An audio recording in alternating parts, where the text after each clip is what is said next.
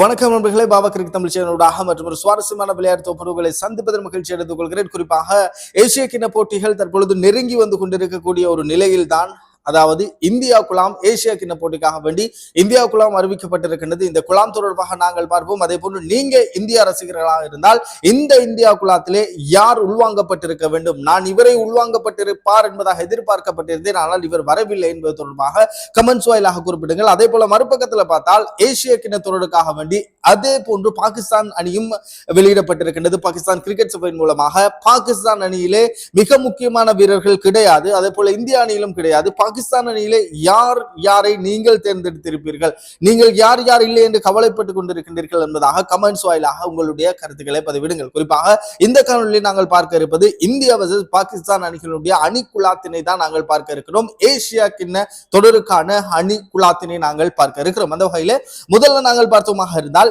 இந்திய அணியினுடைய அணி குழாத்தினை பார்ப்போம். இந்த இந்திய அணியினுடைய அணி குழாம் நேற்றைய தினம் இந்தியா கிரிக்கெட் சபையின் மூலமாக உத்தியோகபூர்வமாக வெளியாகி இருக்கின்றது. குறிப்பாக ரசிகர்கள் இந்த குழாத்தினை வர்ணித்தாலும் இந்த குழாத்தினை ஆதரித்தாலும் மிக முக்கியமாக ஒரு சில ரசிகர்கள் T20 தொடரில் SSC ஜெய்ஸ்வால் அணிக்குள் கொண்டு வரப்பட்டிருக்கலாம், அதே போல நாங்கள் பார்த்தோமாக இருந்தால் KL ராகுலை அணிக்குள் கொண்டு வந்திருக்கலாம், அதே போல நாங்கள் பார்த்தோமாக இருந்தால் முக்கியமாக ஸ்ரேயஸ் ஐயரை அணிக்குள் கொண்டு வந்திருக்கலாம், ரிஷப் பந்தை அணிக்குள் கொண்டு வந்திருக்கலாம். இப்படி எல்லாம் சமூக வலைதளங்களூடாக இந்தியா கிரிக்கெட் சபையை அப்படியே கிழித்து தொங்க விட்டுக் கொண்டிருக்கிறார்கள். முதல்ல நாங்கள், அதாவது இந்தியா கிரிக்கெட் சபையின் மூலமாக வெளியிட்ட இந்த ஏசியா கிண்ண தொடருக்கான குழாத்தினை நாங்கள் பார்த்துவிட்டு இதில் யார் யாரை இணைத்துக் கொண்டிருக்கலாம் என்பது தொடர்பாக நாங்கள் பார்ப்போம். இந்த வகையிலே நாங்கள் பார்த்தோமாக இருந்தால் இந்திய அணியினுடைய அந்த ஏசியா கிண்ண தொடருக்கான குழாத்தை பொறுத்தவரையிலே துடுப்பாட்ட வீரர்களாக சூரியகுமார் யாதவ் இருக்கின்றார், அதே போன்று சுப்மன் கில்லை அணிக்குள் கொண்டு வந்திருக்கின்றார்கள், திலக் வர்மா இங்குசின் அணிக்குள் இணைத்துக் கொள்ளப்பட்டிருக்கிறார், விக்கெட் காப்பலராக இருவர் சஞ்சு சாம்சன், அதே போன்று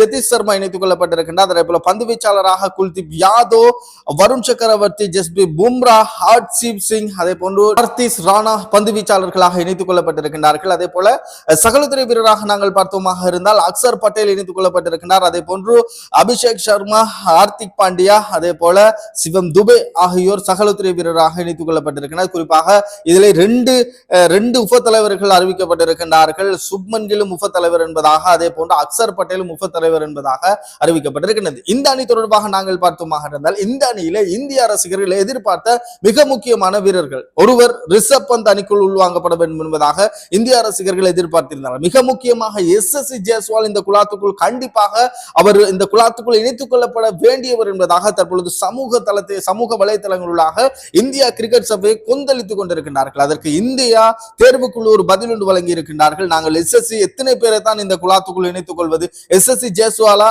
அப்படி இல்லை என்றால் அபிஷேக் சர்மாவா என்று நாங்கள் பார்த்தோம் சொன்னால் அபிஷேக் சர்மா SSC ஜெய்ஸ்வாலை விட கொஞ்சம் பந்து வீசக்கூடியவர், இதன் காரணமாக தான் அவரை நாங்கள் தேர்ந்தெடுத்தோம் ஆரம்ப துடுப்பாட்ட வீரராக என்பதாக இந்தியா தேர்வுக்குழு தெரிவித்திருக்கின்றார்கள். அதே போல நாங்கள் பார்த்தோமாக இருந்தால் அதே நிலைமைதான் ஸ்ரேயஸ் ஐயருக்கும் வந்தது என்பதாக குறிப்பிட்டிருக்கின்றார்கள் இந்தியா தேர்வுக்குழு. ஸ்ரேயஸ் ஐயர் மிக முக்கியமான வீரர், ஆனால் ஸ்ரேயஸ் ஐயர் என்ன காரணத்துக்காக வேண்டி இந்த குழாத்துக்குள் புறக்கணிக்கப்பட்டிருக்கின்றார், வேணுமென்றே புறக்கணிக்கப்பட்டிருக்கின்றார் என்பது போல் தெரிகின்றது. பொறுத்திருந்து பார்ப்போம். இந்த குழாம் தொடர்பாக இன்னும் காலம் செல்ல செல்ல சுவாரஸ்யமான சுறுசுறுப்பான தகவல்கள் வரும். என்னை பொறுத்தவரையிலே ஸ்ரேயஸ் ஐயரை அந்த அணிக்குள் கொண்டு வந்திருக்கலாம், அதே போல சுப்மன் கில்லை கொண்டு வந்ததை விட ஸ்ரேயஸ் ஐயரை கொண்டு வந்திருக்கலாம், அதே போன்று SSC ஜெய்ஸ்வாலை அணிக்குள் கொண்டு வந்திருக்கலாம், KL ராகுலை அணிக்குள் கொண்டு வந்திருக்கலாம். இவர்கள் எல்லாம் இல்லாத ஒரு அணியை தான் உருவாக்கி இருக்கின்றார்கள் இந்தியா தேர்வு குழுவினர். அதே போல நாங்கள் பார்த்தோமாக இருந்தால் ஏசிய கிண்ண தொடருக்காக வேண்டி பாகிஸ்தான் அணியும் வெளியிடப்பட்டிருக்கின்றது. இதிலே சல்மான் அலி அகா தலைமை தாங்குகின்றார், அதே போன்று அப்ரார் அஹ்மத், ஃபஹீம் அஷ்ரப்,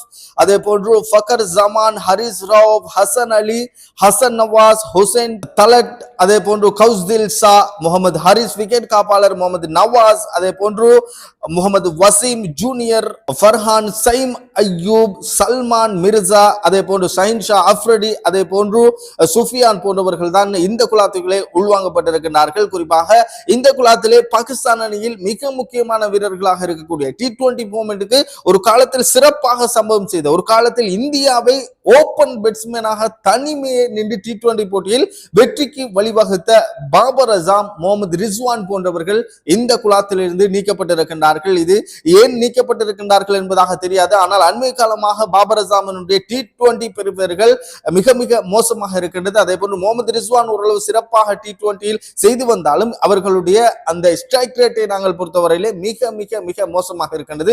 இதன் காரணமாகத்தான் பாபர் அசாமை, முகமது ரிஸ்வானையும் அணியை விட்டு தூக்கி இருக்கின்றார்கள் போல் தெரிகிறது பாகிஸ்தான் கிரிக்கெட். பொறுத்திருந்து பார்ப்போம். இன்னும் ஏசிய கிண்ண தொடருக்காக வேண்டி இலங்கை குழாம் இன்னும் அறிவிக்கப்படவில்லை, ஆப்கானிஸ்தான் குழாம் அறிவிக்கப்படவில்லை, பங்களாதேஷ் குழாம் அறிவிக்கப்படவில்லை. இவைகள் தான் முக்கியமான அணிகளாக இருக்கிறது. பொறுத்திருந்து பார்ப்போம். அந்த அணிகள் அறிவிக்கப்படும் பொழுது உங்களுக்கு உடனுக்குடன் அணிகள் தொடர்பாக தர காத்துக் கொண்டிருக்கிறேன். இதே போல மற்றொரு காணொலியோடு உங்களை சந்திக்கும் வரை உங்களது விடைபெற்று செல்லும் நான் ஆர்ஜே ஆசிர். வணக்கம் நேயர்களே.